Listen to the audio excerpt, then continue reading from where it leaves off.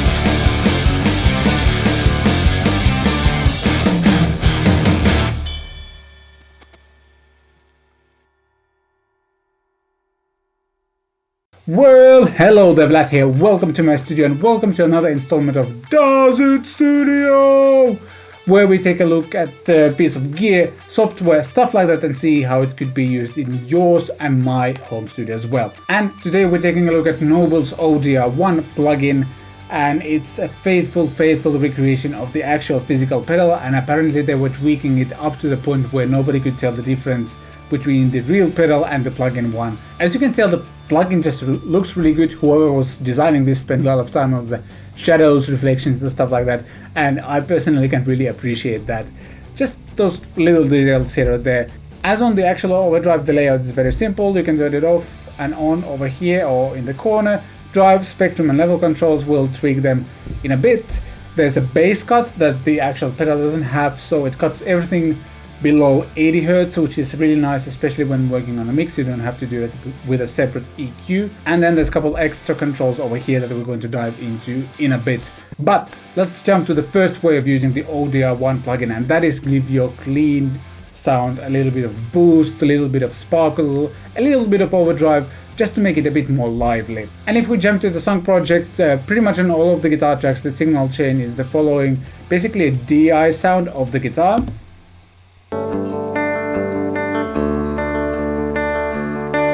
which doesn't sound that exciting. Then I'm using the Ignite Amps Emissary and 2 Notes Torpedo wall of sound software. This amp is basically like a heavy metal amp, which I've demoed in a separate video that you can check out over here. But this amp also has a clean channel, and a very decent one. It's just very clean. Here's how it sounds without the ODR-1 engaged.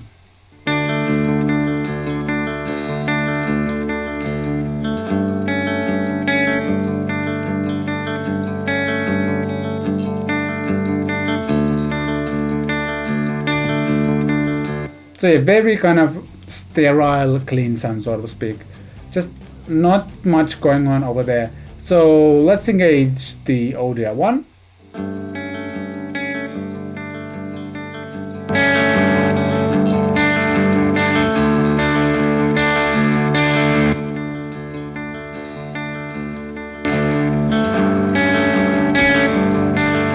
yeah, just much more alive. Obviously it's boosting the volume as well, but the whole sound just becomes alive. There's a bit of grit going on and stuff like that. It's just way more interesting. And I did the same thing on both of the intro tracks. Let's disable that one.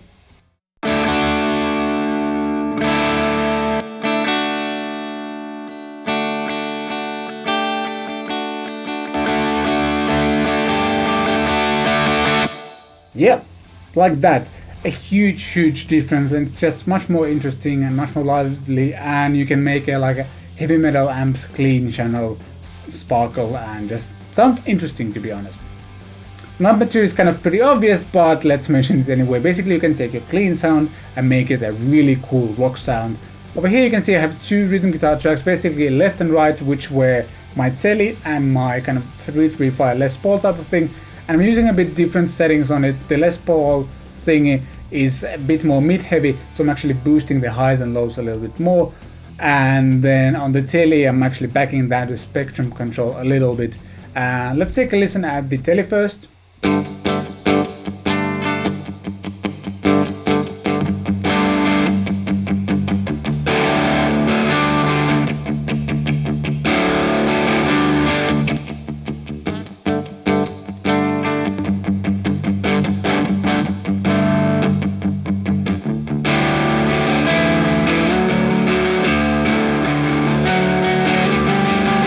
And then the same with the Les Paul type of thing.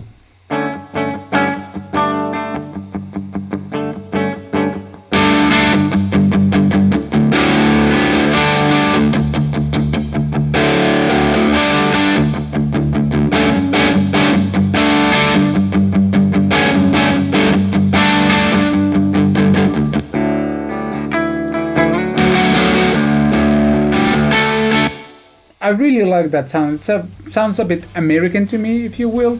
Like, if you would describe like American and British sounds, this is exactly how it sounds to me. And if we jump to the full mix, here's how it sounds without and with the ODR engaged.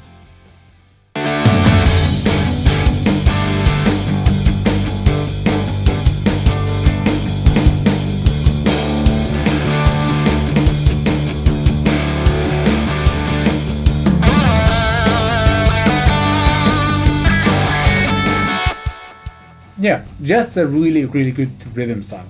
The third way to use it is to take your amp's overdrive channel and push it into lead territory. As you can see, the amp is on the lead channel already, and here's how it sounds without the boost.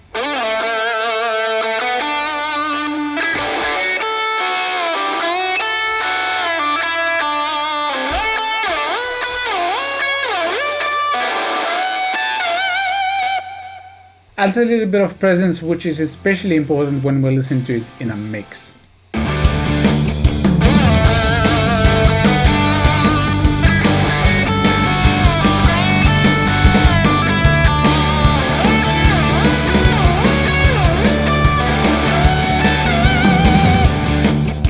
It just kind of brings the lead guitar a bit more forward and makes it more present, which is exactly what we want because we're talking about lead guitar. The fourth way of using the ODR-1 plugin is to take your sound and make it sound broken and a bit fuzzy as well. Remember when I mentioned there were some extra controls on this pedal over here? So there's 2 really cool things that you can do with this as well. There's something called voltage, which basically decides like how much headroom in this pedal is. And once you start dialing down the voltage, it starts kind of fuzzing up, kind of collapsing, getting broken up. And that's exactly what I did on these tracks. Let me demonstrate the track soloed out first.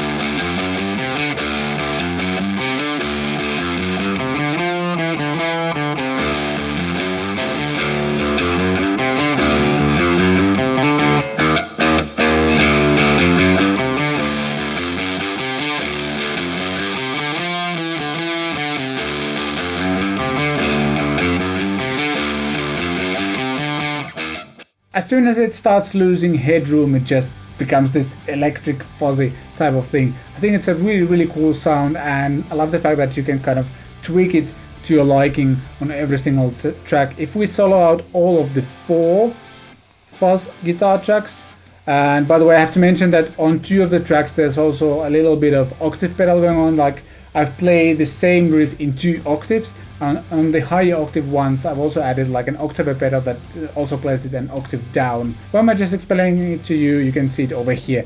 I use the whammy pedal and it takes it an octave down. Simple as that.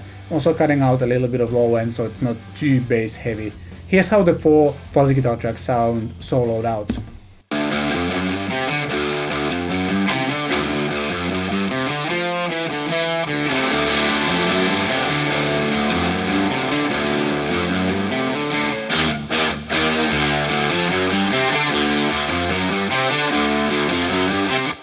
I really like the sound. It's not exactly fuzz, but it's like a broken guitar pedal type of thing, and when done in a mix it just sounds really fun. I really like that they've added this feature because it makes the plugin so much more versatile, because you can actually like do like fuzz sounds with it as well. Really cool. And while we're here, there's something called tolerance modeling that you've seen here. What it basically does is, like, when you manufacture, let's say 10,000 pedals, none of them will end up sounding exactly the same because of the slight variations in the components that you're going to use. They are just not always like perfectly identical, and this is exactly what this thing is modeling.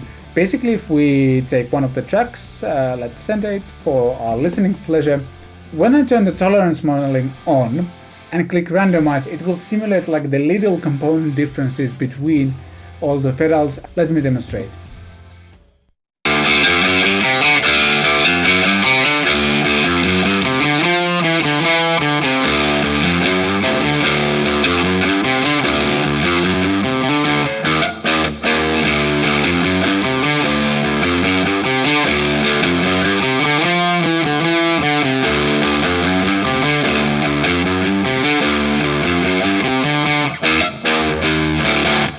Yeah, so a lot of minor differences here and there. I think between the 1 and 2 there was like a big jump in high end, for example.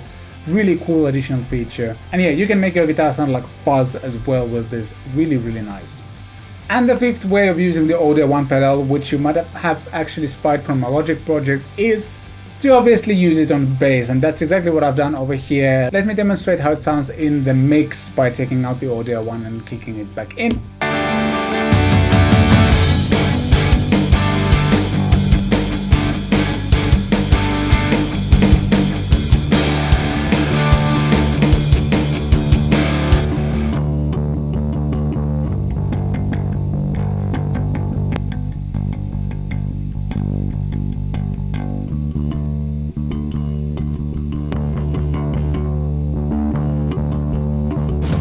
Yeah, it just gives so much life to the bass guitar, and actually because we're using the same overdrive pedal, it kind of helps the bass sound blend with the guitar tones as well. And this is where the voltage control was really handy, because I could give it an 18 volt headroom, which meant that it wasn't squashing the bass frequencies as much. That was really cool to have that feature available. Like, it still sounds like a bass, but there's just a nice drive going on that blends very well with the rhythm guitar tracks as well.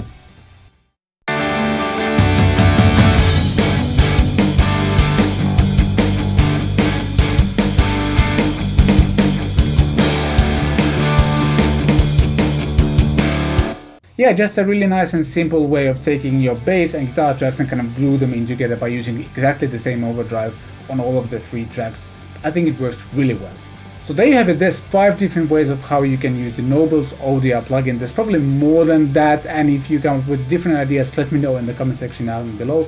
By the way, this video is in no way sponsored by Lancaster Audio, but they have provided me with the product.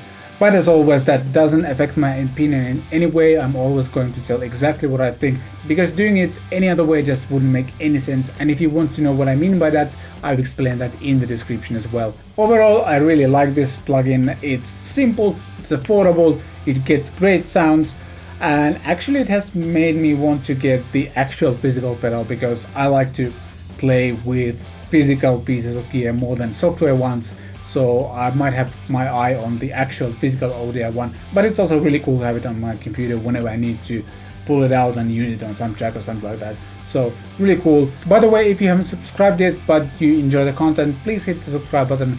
As I'm shooting this video, I'm missing like 60-ish subscribers to get to 5,000, and I would really like to cross that mark really soon. So if you like the content, consider clicking that button.